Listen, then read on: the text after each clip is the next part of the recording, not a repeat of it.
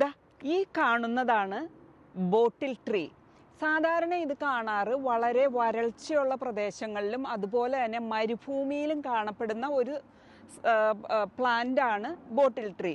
ബോട്ടിൽ ട്രീയുടെ പ്രത്യേകത എന്താന്ന് വെച്ച് കഴിഞ്ഞാൽ ഇതിന് എത്ര വലിയ വരൾച്ചയെയും മരുഭൂമിയിലുള്ള ചൂടിനെയും താങ്ങാൻ സാധിക്കും.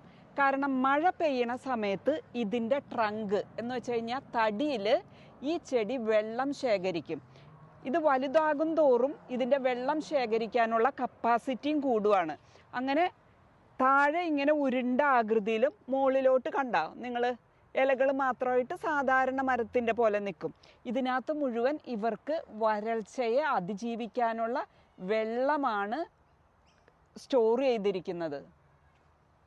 അതുപോലെ തന്നെ ബോട്ടിൽ ട്രീ ഒരുപാട് മഴയുള്ള സ്ഥലങ്ങളിലാണ് വളരുന്നതെങ്കിൽ വെള്ളം ഒരുപാട് ശേഖരിക്കുന്നത് മൂലം അതിൻ്റെ തടി പെട്ടെന്ന് ചീഞ്ഞു പോകാനായി സാധ്യതയുണ്ട്. ഞാനിപ്പോൾ ഈ വീഡിയോ എടുത്തിരിക്കുന്നത് ഒരു ബൊട്ടാണിക്കൽ ഗാർഡനിലെ ഉയർന്ന പ്രദേശത്ത് നട്ടുപിടിപ്പിച്ചിട്ടുള്ള ഒരു ബോട്ടിൽ ട്രീയുടേതാണ്.